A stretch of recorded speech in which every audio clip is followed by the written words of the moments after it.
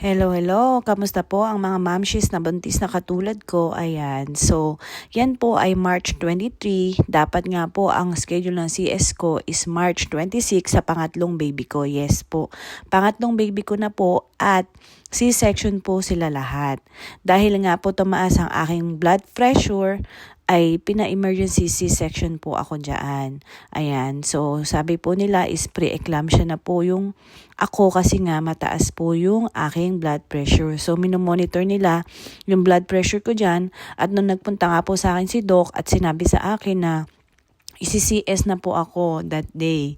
So, March 23, hindi na March 26. So, sabi ko naman kay Doc, okay lang kung ano yung maganda, yun po yung gawin nila sa akin. Kung kailangan ng isi-section para hindi na tumaas pa yung blood sugar, yung yung blood pressure ko, is ayan. So, after nga po niyan, hindi ko na nakita yung delivery ko kasi nga is baka bawal mag-video doon. So, ayan ang aking baby girl, tabaching-ching, ayan. So, sobrang hirap po talagang manganak, lalo na mapa-C-section man yan o mapa-normal delivery. So guys, please sa mga mamshis dyan, ingatan nyo po ang iyong kalusugan kasi nga po, pag tayo po talaga nagbubuntis ay yung isang paa natin ay nasa hukay talaga.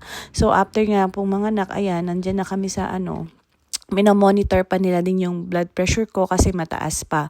At sinaksakan nga po ako dyan ng magnesium 24 hours. So instead na 2 days lang po kami sa hospital, naging 4 days. Kasi nga po, dahil sa pre-eclampsia po ako, nilagyan ako ng magnesium at yung magnesium po na yun ay may side effect sa akin na diarrhea. So sobrang hirap po yung pinagdaanan ko dyan sa aking pregnancy, sa aking panganganak.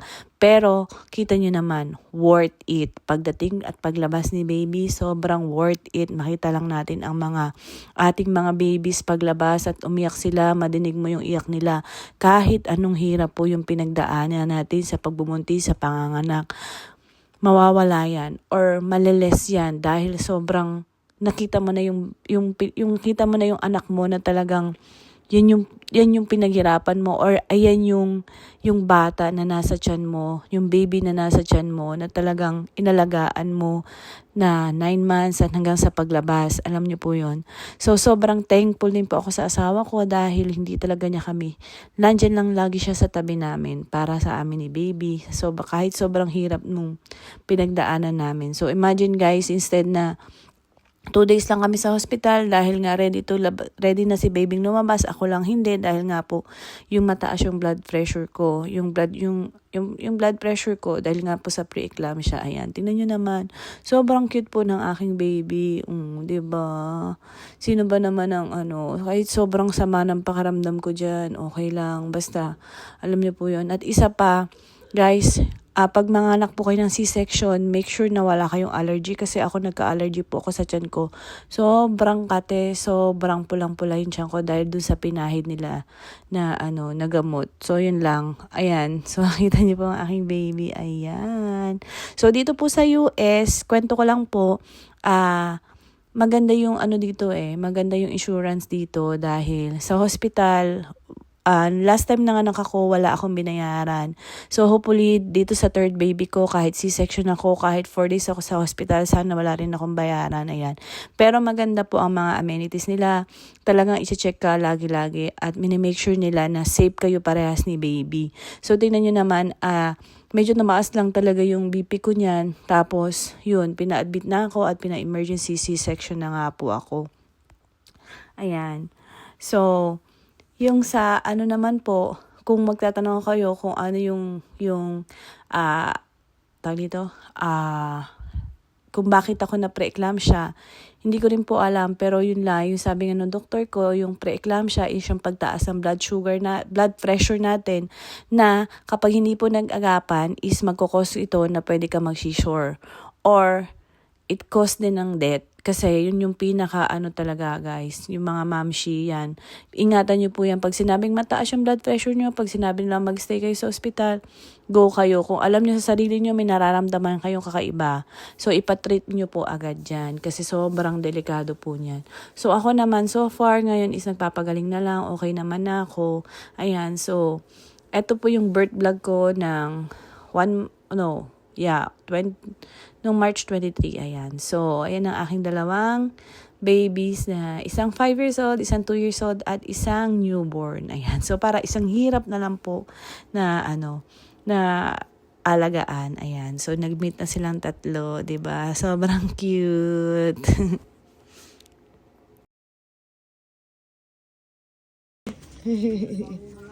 First time. Ayan, gising si baby, oh. Oh.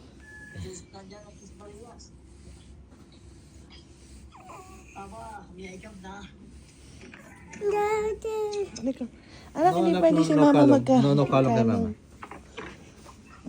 Gusto niya makita eh, oh.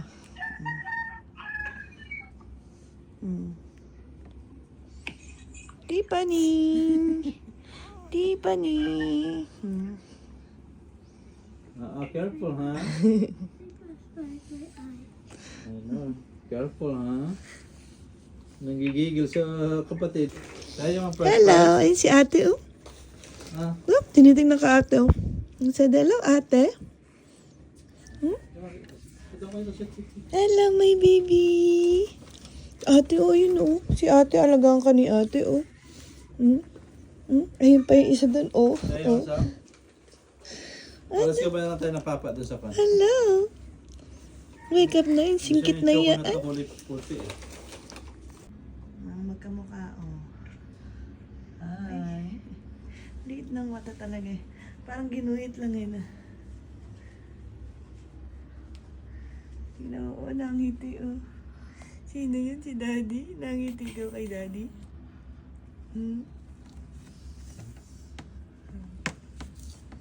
Kamukha mo nga, oh. Tingnan mo, oh. Oh. Tingin. Isok. Oh. It's not me. Baby po yan, baby. Say hi. Ikaw, say hi ka na. Say hi ka kay baby.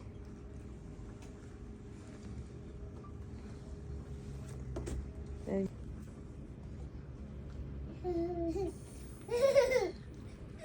Ganda.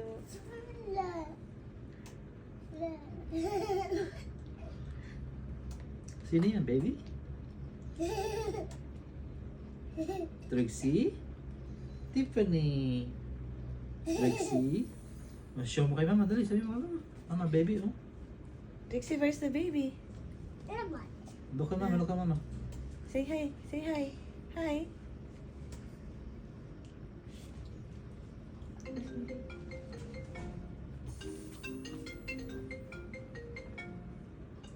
Hi, beautiful.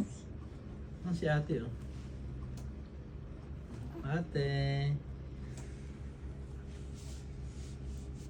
No, careful, careful.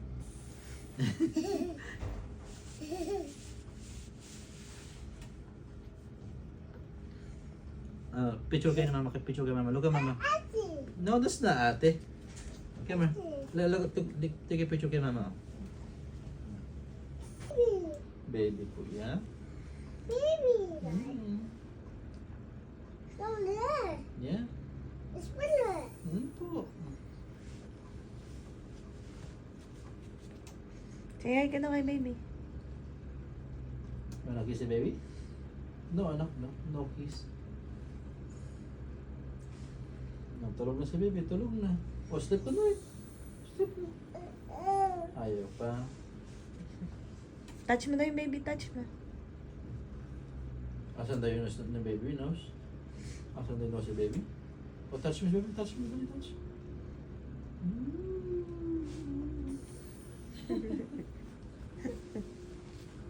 Pari ka na, let's go home tayo. Naturoan siya ni daddy niya. She's big na kasi, ate. Don't kiss alak ha, don't kiss, no kiss. Good job.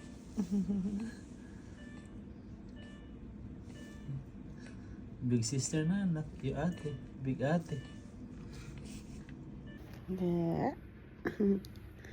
Ano po? Uy, marunong tumingin sa camera.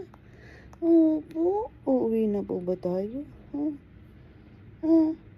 Ay, ilang araw na po tayo sa hospital. Opo, magalimang araw na. Uwi na tayo na. Uwi na ang baby? Opo, uwi na ikaw. O para makita mo na yung mga sisters mo doon. Si Ate Thea at si Ate Trixie. Ano, Tiffany? Ay, saka. Bakit nanguso ito? Nanguso kay Mami? Opo. Gusto mo na rin magsalita? Opo, ano? Apakakit mo, anak. Opo. Ba.